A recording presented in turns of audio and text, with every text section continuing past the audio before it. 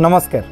अल्परी उपनिषद कार्यक्रम को आपण मानक अनेक अनेक स्वागत। दर्शक बंधु आपण आम कार्यक्रम माध्यम अनेक प्रमुख उपनिषद कठोपनिषद आरंभ कर बृहदारण्यक उपनिषद, केनोपनिषद, ईशावास्योपनिषद, ईशोपनिषद, सर्वोपरि मांडुक्य एवं मंडूको उपनिषद संपर्क में अनेक भावार्थ को शुणी आनंद अनुभूत कर। दर्शक बंधु आम परंपरा जो प्रस्थान त्रयीर वर्णना करा जायछि, ये भवसागर को अतिक्रम करने जो तीन गोटी डंगा तैयारी करा जायछि, तन्मध्यरु प्रमुख उपनिषद होछि सबुठु बड़ डंगा।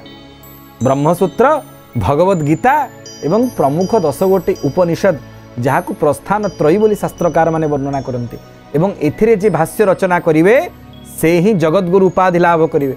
आमर जो मूलतः 5 गोटी संप्रदाय रही, गोटे सन्यासी संप्रदाय और 4 गोटी वैष्णव संप्रदाय, श्री रुद्र ब्रह्म एवं सनक समस्ते एथिरे भाष्य रचना करिसंती।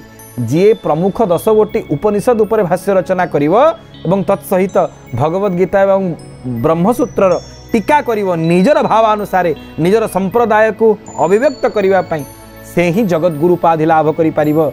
जगतगुरु शंकराचार्यठू आरंभ करी रामानंदाचार्य, रामानुजाचार्य, निम्बार्काचार्य एवं सर्वोपरि बलदेव विद्याभूषणकर गोविंद भाष्य पर्यंत आम मैंने सबुटी देखीचे उपनिषदर व्याख्या।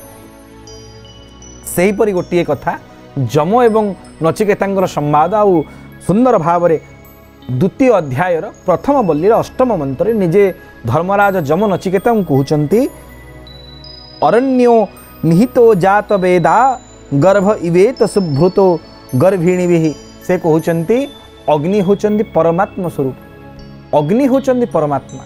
अग्नि को आम परंपरा भगवान बोली ग्रहण करा जायछि। दर्शक बंधु जदि आपण इतिहासर विवर्तन धारा को देखिए, ऐतिहासिक प्रत्नतात्विक प्रमाण को देखिए, जे पर्यंत मनुष्य अग्नि व्यवहार जानी नथिला, प्रस्तर युग प्राक्प्रस्तर युग लौह युग समय जे पर्यंत अग्निर व्यवहार को जानी नथिला से पर्यंत से सामाजिक जीव भाव में समग्र संसार में परिगणित हो नथिला।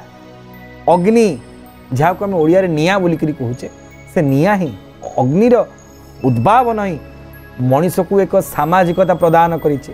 जे पर्यंत अग्नि को मनीष चिन्ह पारि नथिला से पर्यंत सामाजिक जीव होइकि नथिला। से बणुआ जीव भलिया साधारण जीपरि पशुपक्षी माने निवास करुचंती घोर वन अरण्य मध्य सेमिति से रहूला।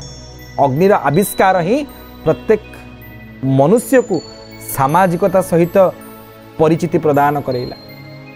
सेथिपाई अग्नि को परमात्मा बोली स्वीकार करा जायछि। दर्शक बंधु आपण माने समस्ते जानती अति सुंदर भाव में भगवान जम कहउचंती जेमिति गर्भिणी स्त्री को भोजन देले तार गर्भस्थ संतान आपणा छाई पोषित हो जाए नुहे।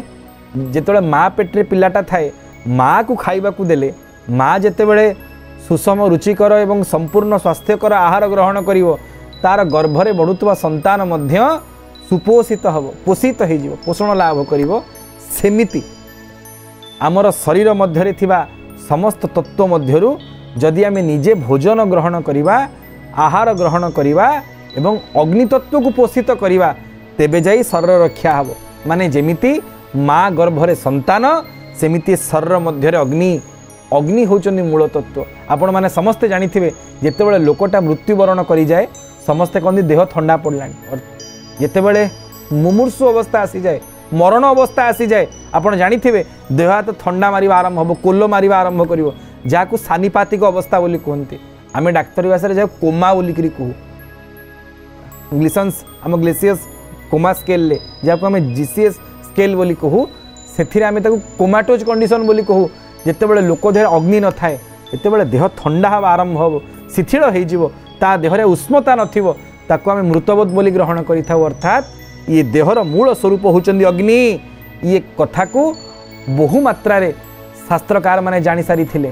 दर्शक बंधु सेती कथा नुहे, भगवद गीता रे स्वयं भगवान निजे वर्णना करिसंती अहं वैश्वानर भूत्वा प्राणिनां देहमाश्रितः प्राणापानं समायुक्तं पचाम्यनं चतुर्विधं। आम मैंने समस्ते को देखुन जो भोक होलानी मो देहरे निया जलिलानी, मो पेटरे करटी जलिलानी। जलिवा माने कौन ना अग्नि। अर्थात भगवान निजे कहते भगवद गीतार हे अर्जुन मु निजे प्रत्येक जीवंकर जठराग्नि होकर पेट भितर पाकस्थल अग्नि होकर निवास करुच्ची आ 4 प्रकार खाद्य को पाचन कर चव्य चस्य लेह पेय चारि प्रकार भोजन को भगवान निजे जठराग्नि होकर ताकू पोषण करूचंती ताकू पाचन करूचंती परिपाक करूचंती आमको शिक्षा प्रदान करूचंती सेती कथा नुहे आपण शुणिले आश्चर्य हेबे आम शरीर भितर गोटे अंग जाना हो अग्नाशय अग्निर आशय अग्निर उत्पत्ति स्थल जहाँ को आम डाक्तरी भाषा कहते पानक्रियाज। दर्शक बंधु आम शरीर में 3 प्रकार ग्रंथि रही गोटे अंतस्रावी ग्रंथि जब एंडोक्राइन ग्लैंड बोली कहते गोटे बहिस्रावी ग्रंथि जब एक्सोक्राइन ग्लैंड बोली कहते गोटे हेटेरोक्राइन ग्लैंड मिश्रस्रावी ग्रंथि जी सबु प्रकार हॉर्मोन तैयारी करियो। आउ आपण माने समस्ते जानते वर्तमान समय भारत होची मधुमेह रोगर राजधानी डायबिटीज कैपिटल पृथ्वीर जानिचंती डायबिटीज रोग हवार प्रमुख कारण होची इन्सुलिन नामक हार्मोन न झरिवा और इन्सुलिन को सृष्टि कला वाला होची अग्नाशय अर्थात वर्तमान समय जेते प्रकार रोग सृष्टि होची तार मूल आशय किए ना अग्नि।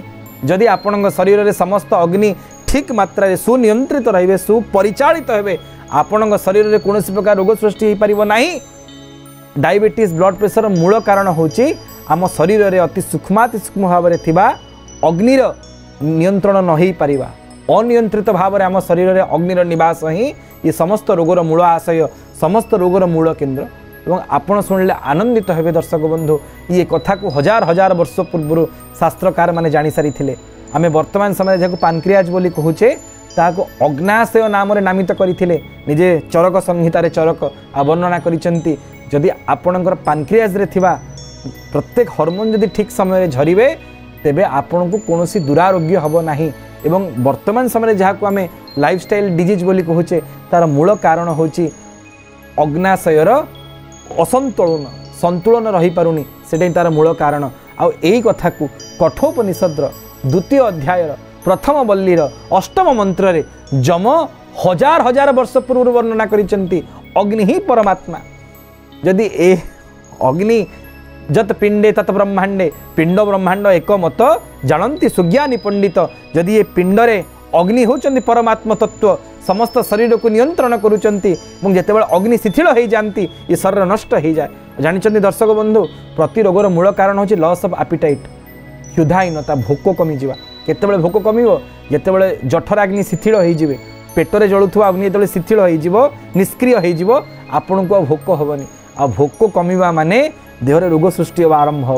अर्थात आमको जम शिक्षा प्रदान करुचंती ये शरीर मूल केन्द्र बिंदु होचनी अग्नि और अग्नि को संतुष्ट रखा को हेले अग्निकर आराधनार आवश्यकता रही। ए होची समग्र जगतपति वार्ता जहाँ हजार हजार वर्ष पूर्व कठोपनिषद वर्णना करिसेंती एवं वर्तमान विज्ञान सिद्ध डाक्तरी चिकित्सा ये कथार सम्मति प्रदान करुचे। आसंतु अग्निकर आराधना करिवा आ प्रत्येक दिन जात वेद स्वरूप देहर अग्नि को बारंबार प्रणिपात करिवा। हे प्रभु आपण सेमिति क्रियावंत होइके थांतु आम शरीर को आरोग्य रखी थांतु जो थे आम आपणकर आराधना करूँ और समग्र संसार मंगल साधन करूँ। यह वार्ता एवं यह कर्ता स्वरूप परम ब्रह्म अग्नि चरणार बिंदरे आमर एकमात्र अली। नमस्कार।